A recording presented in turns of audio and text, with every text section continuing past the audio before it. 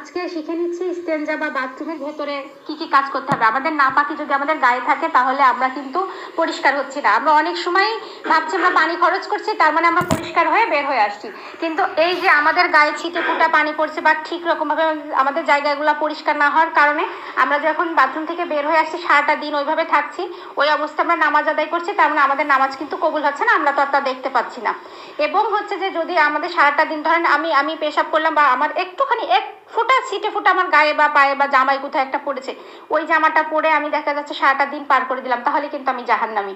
এজন্য আমাদেরকে এই বিষয়ে খুবই জ্ঞান অর্জন করতে হবে, সচেতন হতে হবে, পরিবারের ছোট বাচ্চাদেরকে শেখাতে হবে, হাজবেন্ডদেরকে শেখাতে হবে, ছেলেদেরকে শেখাতে হবে, কারণ তারা এতটা জানে না। আমরা শিখে যাব এবং তাদেরকে শেখাবো, সচেতন করব। তো আমি আজকে আমার গল্পটা দিয়ে শুরু করব, তাহলে আপনারা খুব সহজে বুঝতে পারবেন যে কিভাবে আমরা ভিতরে প্রবেশ করলাম, কিভাবে আমরা কাজ কমপ্লিট করবো এবং কিভাবে বের হয়ে আসবো। এরপর যাদের প্রশ্ন থাকবে আমার কথা শেষ করার পর আপনারা প্রশ্ন সবাই করতে পারবেন ইনশাল্লাহ। তো আমরা কি করলাম, ফার্স্টে আমি বাথরুমের গেটের সামনে দাঁড়ালাম, দাঁড়ানোর পর আমি দোয়াটা বাইরে পাঠ করে ফেললাম। পাঠ করার পর আমি হচ্ছে বাথরুম থেকে বের হয়ে গেলাম, বাথরুমের ভিতরে ঢুকে গেলাম। কোন পা দিয়ে ঢুকলাম? আমি বাম পা দিয়ে প্রবেশ করলাম। বাম পা দিয়ে প্রবেশ করার পর আমি আর একটা শব্দ করব না বাথরুমের ভিতরে ঢোকার পর। বাথরুমের ভেতরের জায়গাটা হচ্ছে শয়তানের বসবাস, ওদের বাড়ি, ওদের কারখানা, ওরাই ওখানে অবস্থান করে।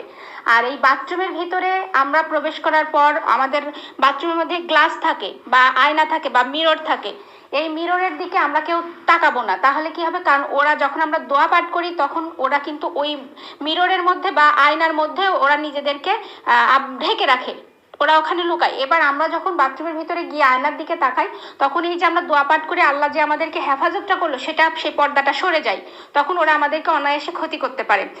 এবং ক্ষতি কি জাতীয় হয় সেই সম্পর্কেও একটু জ্ঞান অর্জন করে নিই হালকার উপরে। বাথরুমের ভেতরে আমরা প্রবেশ করলে ওরা আমাদের সঙ্গে জিনার, একটা ছেলে একটা মেয়ের মানে জিনা করলে যে গুণাটা হয়, একটা শয়তান আমাদের সঙ্গে সেই রকম একটা কিছু করে যেটা আমাদের গুনাহ হয়ে যায় অজান্তেই। এবং হচ্ছে যে আমাদের শরীরে নানা রকমের রোগ সৃষ্টি করে, যেটা আমরা দেখতে পাই না, আমাদের ভিতরে অনেক রোগ বালাই ঢুকিয়ে দেওয়া হয়। এছাড়াও আমাদের হচ্ছে যে মাথার ভিতরে অনেক শয়তানি বুদ্ধি, তারপর অনেক খারাপ কুমন্ত্রণা এগুলো সেট আপ করে দেয়। তো ইত্যাদি ইত্যাদি আরো অনেক কিছু আছে, আমরা সংক্ষেপে জানলাম। এবার কথা হচ্ছে তাহলে আমরা বাথরুমে ঢোকার পর কথা বলতে পারবো না। কথা বললে কি হবে, আমাদের পর্দাটা সরে যাবে। যদি আমরা বিশেষ কোনো কারণবশত কেউ বাইরে থেকে ডাকছে, আমাদের কথা বলে ফেলি, তাহলে আমরা আবার বাইরে মানে যদি না বসি তাহলে বাইরে আমরা বের হয়ে আসবো, গেটের পাশে এসে আমরা আবার দোয়াটা পাঠ করবো এবং ঢুকবো। এইসব ব্যাপার আমাদেরকে খুব সচেতন হতে হবে, কারণ শয়তানের ব্যাপার বা ইবলিসের ব্যাপার, এই জন্য আমাদেরকে সচেতন হতে হবে। তাহলে আমরা কি করলাম, বাথরুমের ভিতরে ঢুকে আমরা কথা বলবো না এবং আমরা আয়না বা গ্লাসের দিকে তাকাবো না, দুইটা কাজ শেষ। এবার আমরা বাথরুমের ভিতরে বসে পড়লাম। বসার পর আমাদের যেটা করতে হবে, আমরা ডান হাত দিয়ে কাপড় চোপড় গুছাইতে পারবো, ট্যাপ বা কল যেটা বাথরুমে থাকবে সেই কলটা আমরা ব্যবহার করতে পারবো, বন্ধ করতে পারবো, খুলতে পারবো। তারপরে ওয়াশের যে জিনিসগুলো থাকে সেগুলো আমরা ধরতে পারবো, সবকিছু করতে পারবো। কিন্তু কথা হচ্ছে যে আমরা হচ্ছে পরিষ্কার পরিচ্ছন্ন হওয়ার সময় আমরা বাম হাত ব্যবহার করব। যেমন আমরা যখন টিস্যু বা কাপড় যেগুলো আমরা ব্যবহার করব বা পানি যখন আমরা দিচ্ছি আমাদের হাতটা ব্যবহার করতে হবে, তখন আমরা কোন হাত ব্যবহার করব? ডান হাত ব্যবহার করব। অনেক সময় আমরা মনে করি যে টিস্যু দিয়েই তো মুছছি, ডান হাত দিয়েই মুছি, কিন্তু না, কোনোভাবে আমরা ডান হাত ব্যবহার করব না কোনো মুছামুছি পরিষ্কারের কাজে, আমরা হচ্ছে বাম হাতটা ব্যবহার করব।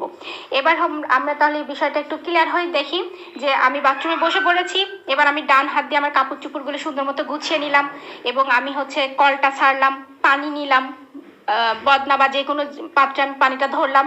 এরপর আমি হচ্ছে আমার কাজটা কমপ্লিট হলো। এবার আমি বলি যে ধরেন হচ্ছে আমি পেশাব করার সময় আমাদের কি হচ্ছে, আমরা যদি আমরা কমোড ব্যবহার না করি, যদি আমরা খোলা প্যান্ট যেটা ব্যবহার করি, তাহলে বসার সময় আমাদের পাটাকে খুব সাবধানে বসবো একটু সুন্দর মতো। এবং আমরা যখন পাস করবো, ছাড়বো, তখন আমরা কি করবো, আস্তে আস্তে, খুব দ্রুত না। দেখা যাচ্ছে অনেক সময় পেশাব আমাদের অনেক পরিমাণ এঁটে ধরে আমরা কোনো একটা কাজ করি, রান্নাঘরের কাজ বা কিছু একটা করি, এরপর আমরা কি করি যে খুব দ্রুত বাথরুমের মধ্যে প্রবেশ করি, যে আর যখন আমরা এটাকে ধরে রাখতে পারছি না তখন আমরা দ্রুত বাথরুমে প্রবেশ করি। অনেক সময় দেখা যাচ্ছে বাথরুমে প্রবেশ করার সময় দুয়ারটা আমরা অর্ধেক পড়ছি, অর্ধেক ভিতরে যে পড়ছি না, এটা আমরা করবো না। এই জন্য আমরা বেশিক্ষণ পেটের মধ্যে আমরা কোনো কিছু আটকে রাখবো না। এটা আটকে রাখার দুটো খারাপ দিক থাকে, একটা সায়েন্সের দিক থেকে খারাপ, একটা ইসলামিক দিক থেকেও খারাপ। এই জন্য আমাদের যখন চাপটা আসবে তখন আমরা আগে কাজটা সেরে আসবো, কমপ্লিট করে আসবো, ফেলে রেখে আসবো বা পরিষ্কার করে আসবো বা মাইনাস করে আসবো ইত্যাদি। তো এখন কথা হচ্ছে যে বাথরুমের মধ্যে তাহলে আমি প্রবেশ করলাম, প্রবেশ করার পর আমি যখন সুন্নত অনুযায়ী যদি আমি বাথরুমে বসতে চাই, প্যান ছাড়া যেভাবে আমরা বসি, এখানে আমাদের বাম পার উপর ভরটা দিয়ে ডান পা একটু উঁচু করে আমরা যদি বসি, তাহলে আমাদের কাজ দেখবেন আমাদের মানে পেশাব করতে বা সবকিছু আমাদের খুব ক্লিয়ার ভাবে ওটা পরিষ্কার হয়ে যাবে, পেটের ভিতর থেকেও বের হয়ে আসতে সুবিধা হবে। এটা সায়েন্সের দিক থেকেও, আবার এটা আপনার ইসলামিক দিক থেকেও, মানে এটা হচ্ছে সুন্নত পদ্ধতি হবে। যদি আমরা বাম পার উপর ভরটা একটু বেশি দিই, ডান পা একটু উঁচু করে আমরা যদি বসি, তাহলে এটা ক্লিয়ার হবে। তাহলে আমি বসার নিয়মটা শিখে ফেললাম যে আমরা এইভাবে বসেছি, তাহলে আমি এখন এইভাবে বসলাম, কাপড় গোছালাম, কলের পানি ছাড়লাম, এবং আমি বসার সময় ঠিক বাম পার উপর ভরটা দিয়ে ডান পা একটু উঁচু করে বসেছি। এবার আমার কাজ শেষ। আমি কিন্তু যখন পাস করছি বা ছাড়ছি, তখন আমি খুব ধীরে ছাড়ছি, যাতে করে পিসাবের ফুটো ফাটা একটু আড্ডো সিটে ফুটা যেন আমার কাপড়ে বা আমার আশেপাশে কোথাও না লাগে, এই জন্য আমি আস্তে আস্তে ওটাকে ফেলে দিচ্ছি। আচ্ছা, এবার আমার কাজ শেষ। এখন আমি কি করব, আমি ঝপ করে উঠে পড়বো না, তাহলে যে 1 ফুট 2 ফুট কিন্তু পেশাব আমাদের আসতে থাকে, ওইটাই আমাদের জন্য ক্ষতি। আমরা মনে করি যে পানি নিয়েছি, মনে হয় পানিটাই আমাদের সেলরে বা কোথাও লেগে আছে, কিন্তু না, ওখানে কিন্তু আমাদের ওই 1-2 ফুট পেশাবের অংশ লেগে চলে আসবে বা নাপাকি আসে। এই নাপাকিটা আসার কারণে কিন্তু আমাদের সারাটা দিন আমরা নামাজ পড়ছি ওইভাবেই, তাহলে আমাদের নামাজগুলো কিন্তু হইলো না। তাহলে কি করতে হবে, কিছু সময় আমরা ওখানে বসেই থাকবো, একটু কয়েক সেকেন্ড আমরা বসবো, কয়েক সেকেন্ড হোল্ড করব। তাহলে কি হবে, আমাদের ওই ছিটে ফুটে বা ফুটো ফুটো একটু আসছে, সেইটুকু কিন্তু চলে যাবে। আর অনেক সময় আছে মানুষের একটু শারীরিক রোগ আছে, যাদের আসতেই থাকে বা উঠার পরেও মনে হয় যে চাপ চাপ, তারা আরেকটু সময় নেবে, বসে থাকবে, আরেকটু সময় নেবে। তো যাদের সমস্যা নেই, তাহলে আমরা কি করব, কয়েক সেকেন্ড আমি বসে থাকলাম, কয়েক সেকেন্ড বসে থেকে আমি হচ্ছে এবার টিস্যু নিব। টিস্যু নিয়ে মানে আগে আমি পানি ব্যবহার করব না, আগে আমি টিস্যু নিব, বা যদি আমরা কাপড় নিই তাহলে কাপড় নিব। তো এখন তো ভালো যুগ, সবার টিস্যু আছে, তো আমরা কাপড়ের দিকে না যাই, টিস্যুর দিকে কথা বলি।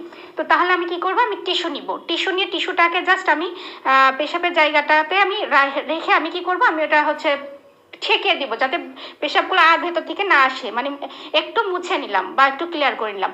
এটা আমি কয়বার করব, 3বার করতে পারি, 4বার করতে পারি, 5বার করতে পারি, মানে আমি যতক্ষণ মনে হচ্ছে যে না আমার এসে যাচ্ছে, ততক্ষণ আমি করে ক্লিয়ার হলাম।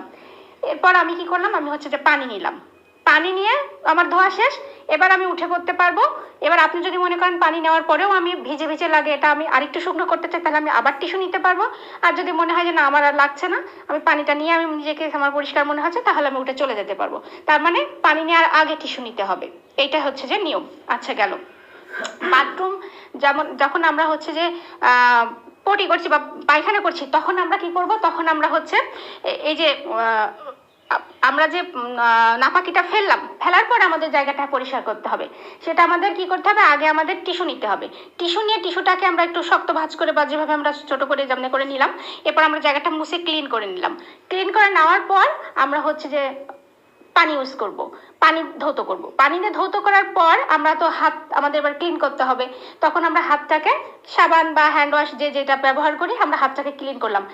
এই ক্লিন করার সময় আপনি চাইলে ওখানে যে না একটু কোথাও আশেপাশে বা পরিষ্কার, মানে আমাকে আরেকটু পরিষ্কার করতে হবে, বা নিজের কাছে আমাকে ঘিন ঘিন লাগে যে না আমি ধোয়ার পরেও তো ওই জায়গাটা, যেহেতু আমি হাত দিয়ে ধুচ্ছি, তা হাত যেমন আমাদের পরিষ্কার করা লাগে, তাহলে ওই জায়গাটাও তো আশেপাশে মুছার পরেও দেখা যাচ্ছে লেগে আছে বা এমন কিছু যদি মনে হয়, তাহলে আমি ওই হাতটা, যেটাতে আমি হাতটা পরিষ্কার করছি, ওই হাতটা দিয়ে আমি একটু হালকা করে তুলে নিলাম, নিয়ে আমি একবারে ধুয়ে ফেললাম, হাতও ধোয়া হয়ে গেলো, ওখানেও ধোয়া হয়ে গেল। আর যদি মনে হয় যে না এমন কিছু নাই, তাহলে এটা না করলাম, এটা বাধ্যতা না, এটা জাস্ট মানে আমার একটু ঘিন ঘিনা নিয়ে এই জন্য আমি আর কি এটা বিষয়টা বললাম। তবে এটা সুন্নত না যে আপনি ওটা করতেই হবে, এমনটা না। আবার অতিরিক্ত পরিমাণ যদি আপনি ধোন, তাহলে ওই জায়গাটা অনেক সময় হচ্ছে যে সায়েন্সের দিক থেকে কিছু প্রবলেম থাকে, ওখানে ব্যাড একটা হচ্ছে ইয়ে থাকে, ব্যাকটেরিয়া থাকে, ব্যাড ব্যাকটেরিয়া। ওই ব্যাড ব্যাকটেরিয়াটা যদি আপনি ধুয়ে ক্লিন করে ফেলে একদম, তাহলে আবার ওটা আস্তে আস্তে খারাপের দিকে যায়, কারণ কিছু ব্যাড ব্যাকটেরিয়া কিন্তু আমাদের শরীরের জন্য আবার ভালো, উপকারী, সেইগুলো হচ্ছে যে ফাইট করতে সাহায্য করে। তো সেই ক্ষেত্রে এটা না করলাম, বাট আমার কাছে একটু বেশি ঘিন ঘিনা বা বেশি ইয়ে লাগে, এই জন্য আমি এটা করি। তো আপনারা এটা করতে পারেন। আর আমার কাছে মনে হয় এটা পরিষ্কার লাগে, বেশি পরিষ্কার লাগে আমার কাছে, এটা মনে হয়, তাই আমি করি। এটা আপনাদেরকে দুটো আমি ক্লিয়ার করে দিলাম আর কি, আপনারা চাইলে করতে পারেন। আচ্ছা, তাহলে ক্লিয়ার। আমরা একদম মুছে পরিষ্কার হয়ে ধৌত করে হাত ক্লিন করে আমরা এবার উঠে চলে আসছি। উঠে চলে আসার পর আমরা কি করছি, আমরা হচ্ছে বাথরুমের বাইরে চলে আসলাম, এবং আমরা আল্লাহর কাছে যেই গুফরানাকা বা আল্লাহর কাছে ক্ষমার যেটা চাওয়ার, সেই দোয়াটা আমরা পাঠ করলাম। ডান পা দিয়ে আমরা বের হয়ে আসলাম, বের হয়ে এসে আমাদের কাজ শেষ হয়ে গেল। পরে আসতে টিস্যু ব্যবহার করতে হবে না? না, কাপড় দিয়ে মুছতে হয়, পানি মুছে ব্যবহারটা তো নিজের ব্যাপার, কাপড় দিয়ে মুছতে হবে, গায়ে পায়জামা চাপচাপা হয়ে যায়। হ্যাঁ, মানে এখানে যে কাপড় বাধ্যতামূলক বিষয়টা তা না, আপনি হচ্ছে টিস্যু বা কাপড়, যদি আপনি কাপড় ব্যবহার করেন তাহলে এখানে আপনাকে নতুন কাপড় ব্যবহার করতে হবে, একজনের ব্যবহারকৃত কাপড় ব্যবহার করা যাবে না। অনেক সময় আমরা কি করি, একই কাপড় রেখে দিই, সেই কাপড়টা দিয়ে বারবার মুছি, ওটা তো কিন্তু অনেক সময় জীবাণু হয়ে যায়। হ্যাঁ, তো আমরা সচেতন হই না। তাহলে আপনি যদি কাপড়ই রাখতে চান তাহলে টুকরো টুকরো কাপড় রাখবেন, যেটা একবার ব্যবহার করবেন ওটা একদিনই, ওটা একবারই ফেলে দিবেন। আর হ্যাঁ, এটা সুন্নত না যে আমাদের ধোয়ার পরে, ধরেন ধোয়ার আগেটা সুন্নত, কিন্তু অধিকাংশ মানুষের সাথে কথা বলে দেখা যাচ্ছে যে তারাও বিষয়টা বুঝতেছে না। তারা একবারে বাথরুম পাস করার পর পানি দিয়ে ধুয়ে নিচ্ছে, ধোয়ার পরে তারপর কাপড় ব্যবহার করছে, ভাবছে এটা, হ্যাঁ ভাবছে এটা সুন্নত, বাট এটা সুন্নত না। সুন্নতটা হচ্ছে আপনাকে আগে ব্যবহার করতে হবে, পানি দেওয়ার আগে মুছে নিতে হবে, দাগ বা ভিজে জায়গাটা আগে মুছে পরিষ্কার করে নিতে হবে। মুছারও নিয়ম আছে। তারপর আপনি হচ্ছে প্রথম 2 বার চলে যাবে পিছনে, তারপর একবার আসলে 3 বার মুছে, তারপরে 3 বারের থেকে ঊর্ধ্বে যতবার আপনি পারেন। এবার হচ্ছে যে আপনার এটা মুছা শেষ, আপনার পানি ধৌত করা হয়ে গেল। ধৌত করার পর যদি আপনার মনে হয় ছিটছিটে খেতে লাগছে, তাহলে আপনি ক্লিন করলেন, মুছে ফেললেন কাপড় দিয়ে অথবা টিস্যু দিয়ে। আর যদি মনে করেন যে না আমার মনে হচ্ছে না এমন কিছু, তাহলে না করলেন, এটা সুন্নত না। তবে ওই আগেরটা অবশ্যই সুন্নত, ওটা আপনাকে অবশ্যই করতে হবে। আর অধিকাংশ মানুষের সাথে কথা বলে দেখেছি তারা মনে করে ওই পানিটা আগে ব্যবহার করি তারপর মুছি, ওটাই সঠিক। না, ওটা হচ্ছে ভুল। আগে আমাকে ব্যবহার করে নিতে হবে, তারপর পানিতে ধুতে হবে। এবার আপনি চাইলে আবারও আপনি মুছে নিতে পারেন। Is it clear? আশা করি। আচ্ছা, তাহলে আমাদের এবার যদি এই সম্পর্কে কারো কোনো প্রশ্ন থাকে আপনারা সেই প্রশ্নটা করতে পারেন।